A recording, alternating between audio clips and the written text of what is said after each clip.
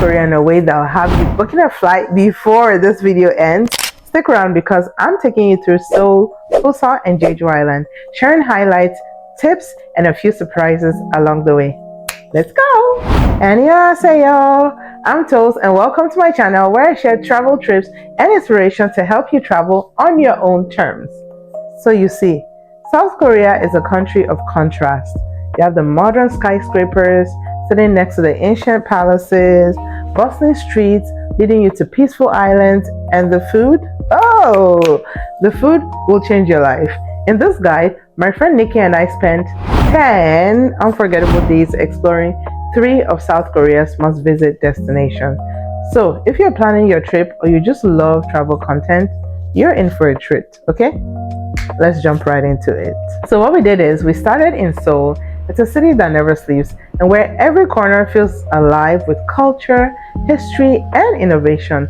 After a long travel day, including flights from Toronto to Calgary, where I went to pick up my friend Nike, and then to Vancouver, and finally 11 hours to Incheon International Airport in Seoul. We landed in the rain. While the weather wasn't ideal, immigration was a breeze. Here's a pro tip though, follow the signs and withdraw Korean won at the airport. It'll save you time and headaches later.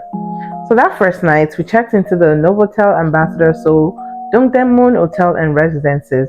It's this sleek hotel that became our home base for the next 3-4 days. Hungry and jet lagged, we ventured out for a warm bowl of noodles. So it was nothing fancy, but it was exactly what we needed. Sometimes the simple meals just hit the hardest. Like this first noodle on the first night, it made me feel like, you know what, I'm gonna love Korean food. Here's day 2. Day 2 in Seoul was all about cultural immersion. First up, Gyeongbokgung Palace. I'm not sure if I'm saying that right. So we rented hanboks from Daean Hanboks. It's a traditional Korean clothing, and we had this mini photo shoots because when in Korea, right, it's like you gotta do it. So you don't want to miss the changing of the guard ceremony at 10 a.m. So it happens at 10 a.m. or at 2 p.m. as well. So we met the 10 a.m. one. So this was really fascinating to watch, and it makes for great video clips. So from there, we wandered through Bukchon Hanok village. It's this picturesque area filled with traditional Korean homes. People actually still live there, so you want to be respectful and be quiet. Every alleyway felt like you were stepping back into time, even though you were in the current time. So after we soaked in all that history, got our photos taken also at Bukchon Hanok village, we stopped at the Ossuloc tea cafe for lunch and tea. The green tea desserts are next level. You want to stop there and just relax, and it also overlooks the Hanok village as well. So then we headed home. In the evening, we booked this historic Seoul night tour through Airbnb experiences. It included a visit to Cheong Palace and a food tour at the Gyeongbokgung market. So I was really especially excited for the food tour. So if you've never tried bimdeok, the tteokbokki, or gimbap, you're missing out because we tried all of this at the food tour, and I like no regrets. I loved them all. There was even this like live octopus, which I think, did I try or my friend tried it? I don't know. Like, you know, when you're in South Korea, you gotta live it up, right? So yeah, that's what we did with our foods. The market's energy is electric and the flavors are unforgettable. So when you're in Seoul, you would want to go to Gyeongbokgung market and just try some of the South Korean street food. So day 3 was all about Seoul's cafe culture. Let me tell you, Seoul does cafes like nowhere else. We started at Nuldan. I think actually South Korea does cafes like nowhere else. So we started at the Nuldan Space Cafe where you can write a letter to your future self. So we wrote a letter to ourselves in 2025. So ours is set to arrive June 1st, 2025. Who knows what life will look like by then. I'm looking forward to my letter to even see what I wrote to myself. I'll let you guys know when I get it. So next up is Cafe Pokpo. It's this TikTok famous spot with man-made waterfalls and dreamy aesthetics. Like Cafe Pokpo is just a place for aesthetics. It's the kind of place that looks so good you almost don't want to touch your drink. For lunch, we hit up this local spot in Hongdae. They served a full spread for about $10. All of this was $10. It was affordable and delicious. So then the day ended at Cheong Cafe. It's again another cozy, earthy spot that's perfect for rainy days. So when we're done at Cheong, we headed back.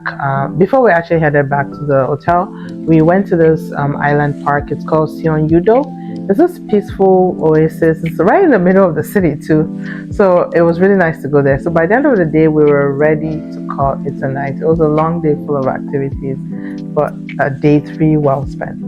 All right, we are in day 4. Day 4 was a mix of trendy and iconic. We explored the Gangnam, Upa Gangnam style. Okay, starting with the DDP, the Dongdaemun Design Plaza, and its futuristic architecture. This place again, it's an Instagram photo worthy place, and if you also have time, you want to go inside and just explore even a lot more, especially if you like arts and just design. This is a beautiful, perfect place as well.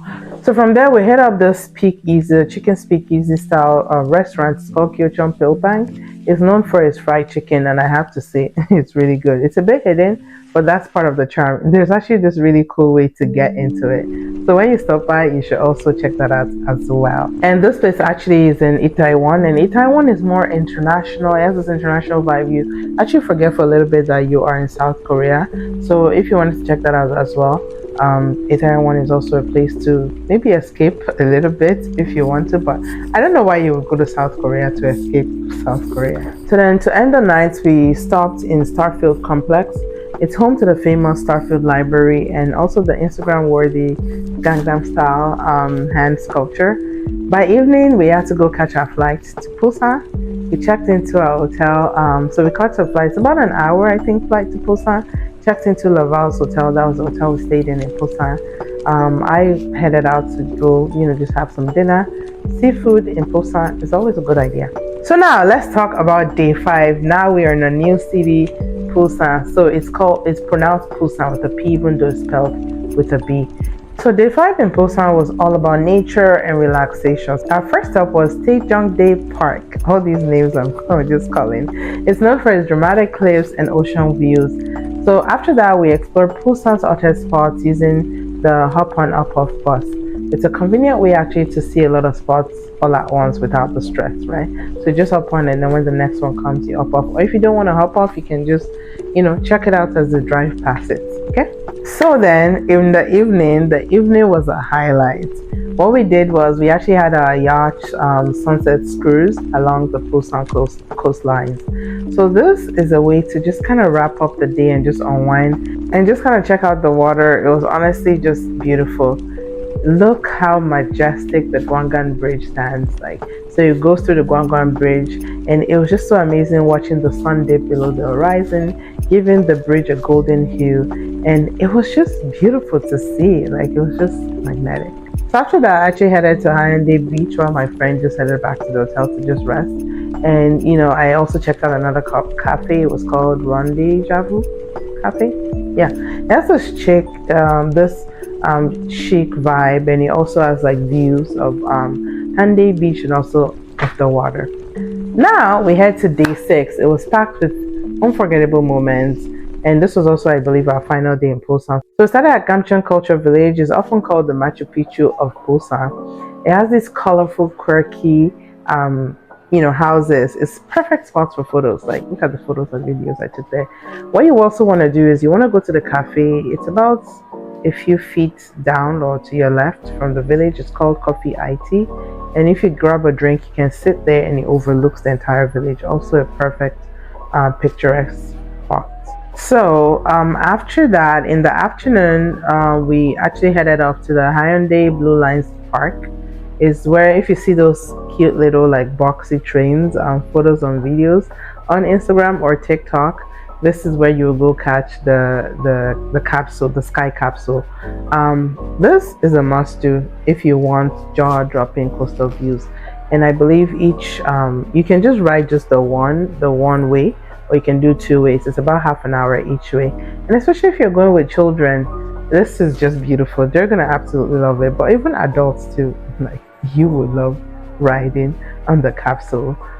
So then after that, we went for lunch and then spent the late afternoon at Spaland, Centrum City. So if you don't know what it is, it's actually one of Korea's top spas that they call the Gyeongbangs. Yes, Gyeongbangs. I hope I said that right. So what it does is it's a bathhouse. Also, you would hear people call it. You do have to go naked there, but there are dry spots, and there are wet spots. So obviously the wet spots, like, there are no videos allowed. So if you see any videos that I'm showing here, is, you know, the dry spots where people are wearing their spa outfits. So you don't have to go into the wet spots. That's where you have to go completely naked. I didn't do that because I wasn't comfortable with that. My friend wasn't even comfortable coming into the spa at all. But I just wanted to check it out. I just wanted to see the experience. So I was able to stay in my spa outfits the entire time, and, you know, just stuck to the dry areas. You also, I believe your ticket also comes with a drink that you can get, and it's just a all-around place to relax. It's part of the Korean culture. Like, it's huge in Korean culture where they go to bathhouses to relax for also just socialization as well. Okay, so after that, it was evening time. Now it's time for our flight to Jeju Island. So this is the final leg of our trip, which we spent, I think, 3 days in Jeju Island. So Jeju Island is a slice of paradise. That's the best way I would call it. I believe I wasn't able to really fully explore it, so I'm looking forward to be able to go back and just maybe take 4 or 5 days there. So our day 7 in Jeju Island was all about unwinding. We stayed at the Grand Josun Jeju. It's a resort that felt like a destination in itself. I absolutely love this hotel. From just stepping into it and checking in, the smell, it was just giving me this Western smell vibes, which, if you know me, I love just going to the Western because there's something about the smell of the atmosphere that I really loved.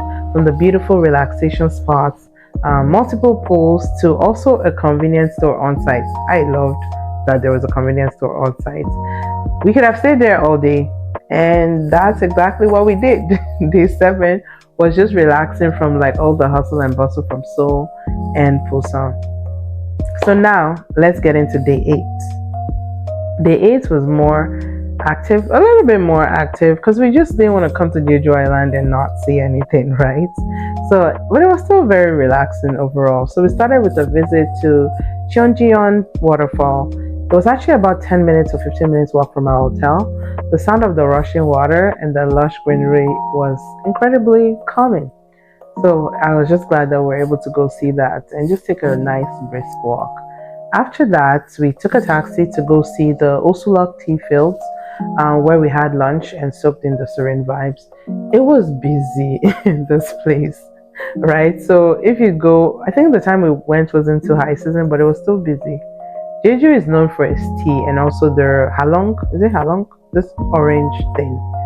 Oh, tangerine, I believe. So this is the perfect way to experience it. So Jeju is where you want to go, you know, experience their tea and also their tangerine flavors, their cakes, their just different things. Anyways, finally we get to day 9. Day 9 was bittersweet for me as it was time to head back. So we flew from Jeju to Seoul, and then I dropped off my bag at the Gimpo Airport's luggage storage. So you can drop off your bag there to go maybe explore the city. Because I had to head to the city for some last minute skincare shopping. I thought I was going to get some in Jeju, but I didn't really find any. Or we just didn't get around too much. And I also wanted to experience a Korean skincare treatment at a local clinic. So if you're a fan of Korean skincare, this is an absolute must. Like, you just have to. Again, when in South Korea, you just gotta. So I went to get some skincare, and then also got some this treatment done at, I think it was at Hongdae. I'm gonna do a separate video about that. So finally, after I was done, I went to Gimpo Airport to pick up my bags and headed up to the Incheon International Airport.